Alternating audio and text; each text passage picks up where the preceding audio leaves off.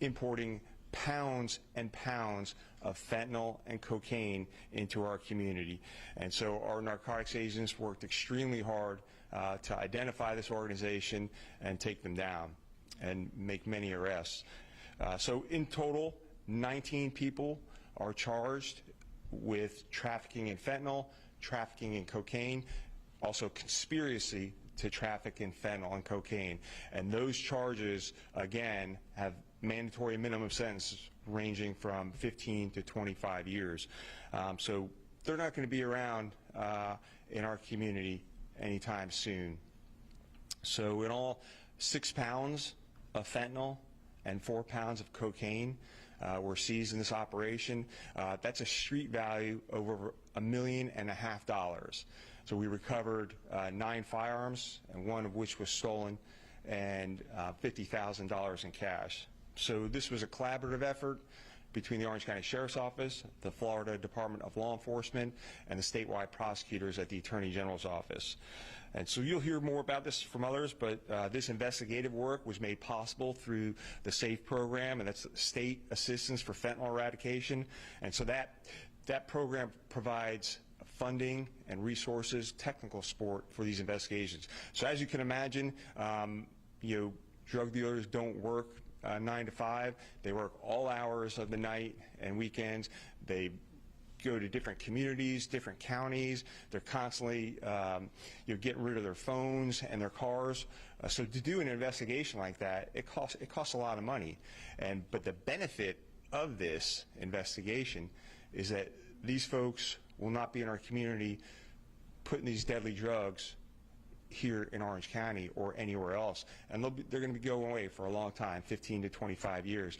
And I will say that these investigations save lives. Last year in Orange County, there were nearly 200 overdose deaths, specifically from fentanyl and cocaine. So putting folks like this away will save lives in this community. I couldn't be prouder of the hard work the men and women, the Orange County Sheriff's Office, the Florida Department of Law Enforcement, and our statewide prosecutors. And a lot of this work is not the glamorous stuff you see in TV and movies. It's a lot of waiting around, watching, trying to build this case so that these folks never put drugs into our community again. So I want to thank the Attorney General for his partnership, and the Florida Department of Law Enforcement, the state of Florida, for this generous funding that helped with this investigation. And this won't be our last takedown of dangerous criminals in our community. We're going to continue to work these large-scale operations through the SAFE program. And again, if you're dealing drugs here in Orange County or anywhere in the state of Florida, you're going to go away for a long, long time. So now I'll turn it over to the Attorney General, James Uthmeier.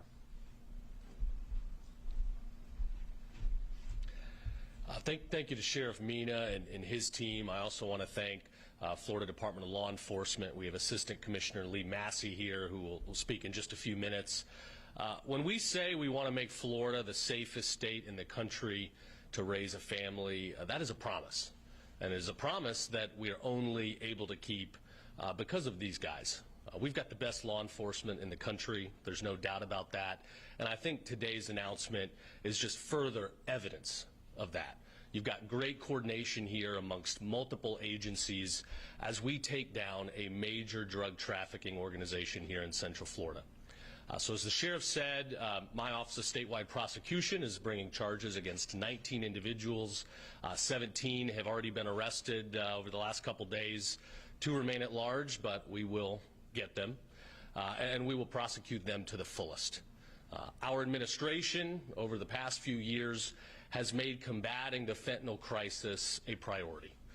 We've passed numerous pieces of legislation that the governor has signed to increase penalties where these traffickers dangerously expose law enforcement to fentanyl.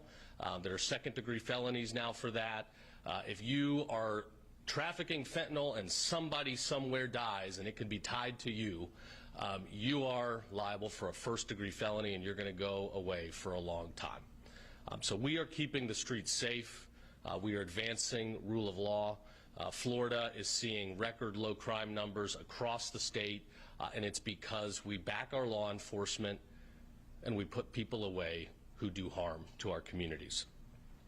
So 19 arrests, you had 10 pounds here of fentanyl and cocaine, 6 pounds of fentanyl, which is enough to kill 1.3 million people.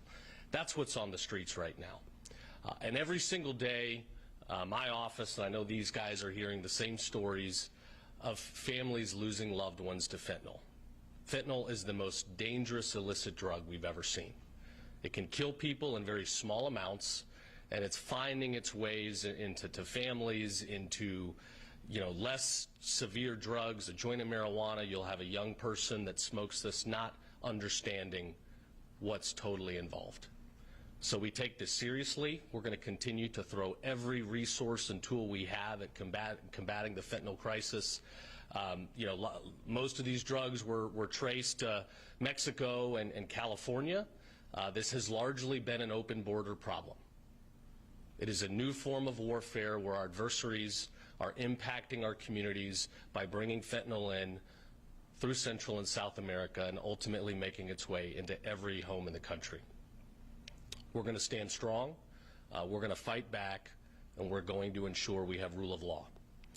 The SAFE program that the sheriff mentioned has been a tremendous success. We hope to continue it. I know our legislature's having a little bit of a roadblock on the budget right now, but I very much hope when they iron everything out, which they will do, that the SAFE program continues to see good funding, because today this announcement would not have happened but for that grant program. The SAFE program provides tools and resources to local law enforcement to help them combat fentanyl. In total, we've already seized over 175 kilos of fentanyl. As a result of the program, we've made over 1,500 arrests. And that's not including all of the weapons, millions of dollars in cash, vehicles, and other associated ties to trafficking and other crimes that we found as a result of this program. So again, I want to thank law enforcement. I want to thank the federal partners for helping us shut down the border and combat this dangerous issue at the national level.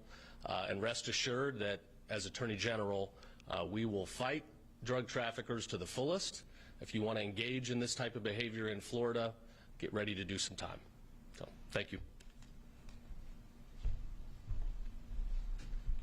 Good morning. My name is Lee Massey, M-A-S-S-I-E. I'm one of the assistant commissioners with FDLE, and I'm honored and humbled to stand with the sheriff and the general and speak about an incredible case that was actually accomplished by the amazing work and effort of the men and women of the Orange County Sheriff's Office, the men and women of the Florida Department of Law Enforcement, and the state attorney's general's investigative task force or prosecutors. A lot of their commitment allowed orders to be signed expeditiously and provide the ability for the investigators to get the job done. So I'm going to speak a little bit to the SAFE itself, the program.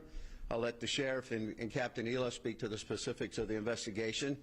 Just SAFE, and to reiterate a little bit of what the general said, program started in 2023, fiscal year 23.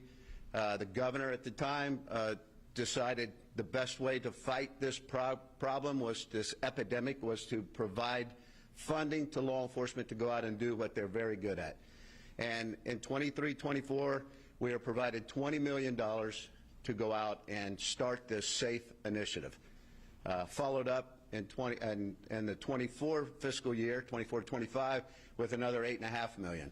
I will tell you to date, we have spent in excess of $22 million of the $28 million we've been provided, and we plan on spending more in the year to come to continue to eradicate this poison from our streets. I cannot thank the Governor DeSantis, the state legislators enough for passing this initiative, providing this funding, and allowing these cops to go out and do the fantastic work that they do. And ultimately, we can talk about numbers, we can talk about dollars, we can talk about anything you want to speak to, but at the end of the day, what we're talking about is saving lives. And when you're saving lives, you're doing exactly what we all got in this business for. Protect and serve is exactly that. We are saving lives. The support of the leadership standing behind me, Captain Ela and his team, it's just an incredible thing that the state of Florida has done. And I would put this program up against any program in the country to say this is absolutely, based on results, one of the most effective investigative initiatives I've ever seen. I've been in this business over 40 years. I spent a lot of time in the narcotics industry, field, investigative. It's phenomenal, and the stats speak for themselves. So, again, I want to thank leadership. We sometimes have a tendency to point fingers and blame the leadership for preventing us from doing certain things. This is not the case. This was an amazing, amazing decision made by leaders of this state to provide this funding, to have a general that says, you go get them and we'll prosecute them and we won't have to deal with them again. 25 years is a long time. I can promise you that the next time these guys go to jail, I will not be standing at this podium speaking to that case. So that's a nice thing to know. Again, I want to thank the Orange County Sheriff's Office and tell you how humbled I am to have had FDLE work side by side with these men and women. It was an amazing, very complex and complicated job for a year. This case, to show you the value of fentanyl, was $1 million. I don't know if the sheriff would be willing to say, I'm going to take $1 million out of my budget to work an investigation, but this is the only way we're going to cut the head off the snake. So kudos to the investigators, kudos to the sheriff for taking the word of the captain to say this is valuable and allowing us to come and work as partners, and thanks to the general for prosecuting the case. So job well done, gentlemen. Thank you.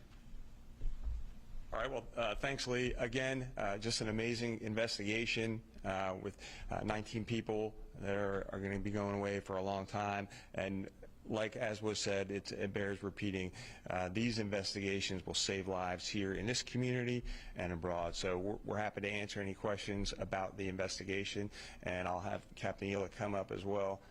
Sure. Do any of these suspects face potential action from ICE or even here in the state legally? Yeah, at least one of them. You want to speak to that? None of them, we believe, are here illegally right now. There is one individual that's still pending in this investigation that may be here on some type of a visa, and we're tracking that down. Can you speak to more some of the investigative methods you guys use to track down these suspects? Was it controlled by, surveillance? Just what led to these 17 and 19 off the streets? Everything that you mentioned and then some. So yes, undercover buys, a lot of surveillance, a lot of technical support, a lot of hours. This investigation was about 75 days. 7 days a week, 14 to 16 hours a day for the duration. So a lot of staffing hours, a lot of hard work, and everything that we could throw at it with the assistance of the Florida Department of Law Enforcement. They kicked in resources, they kicked in staffing, they kicked in technical skill sets and equipment, good collaborative effort, and everything we could throw at it. There's a lot, unfortunately, a lot of people dealing drugs on the streets of Florida. What made these guys priority? Well, you know, when we received tip information about this group, we vet it. We receive a lot of information from, you know, people within our community about all kinds of illegal activity, and drugs are certainly not unique to that. When we started looking into this, although they transcend Orange County, it became clear that the bulk of their work was within our jurisdiction.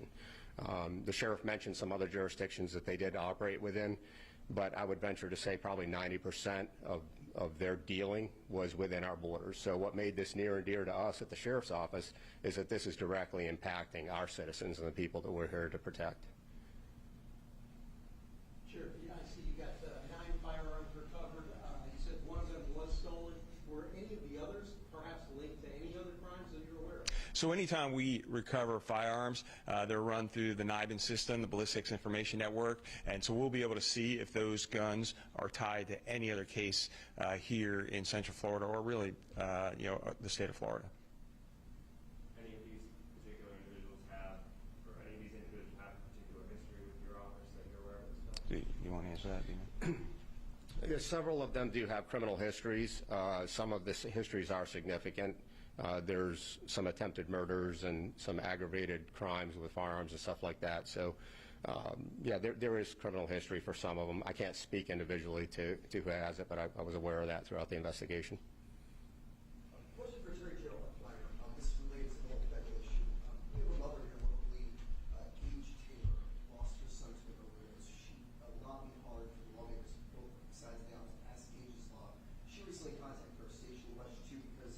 another bill headed to the governor's desk, Senate Bill 68, that had one line in there that basically changed it to say, if the results are positive for fentanyl, the hospital may, not must, perform that second test. She is very concerned about this language. Are you aware about this? You know if the governor plans to sign that second bill? Can you talk more generally about the importance of the fentanyl testing in the hospitals? Yeah, I'm not aware of the specific line you're referencing, and I know better than to get out ahead of the governor on his prerogative to sign bills. What I can say is, you know, it's everywhere. We see it everywhere, and fentanyl is seeping into so many other aspects of organized crime. So you've got fentanyl, you've got human trafficking, we see major connections to retail theft, you know, you've got major ties to other drug efforts. It is the centerpiece of everything. So we're going to do everything we can. I can assure you the governor wants to combat fentanyl to the fullest possible. Any resource, we will spare no expense. When it comes to this crisis, you know, we are all in as a state. Everybody good? Okay. All right, thank you.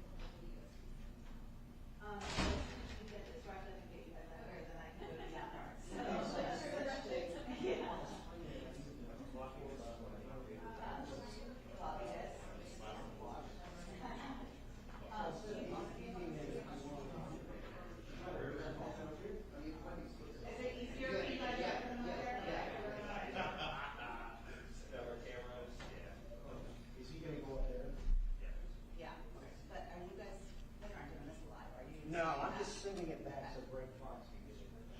Okay.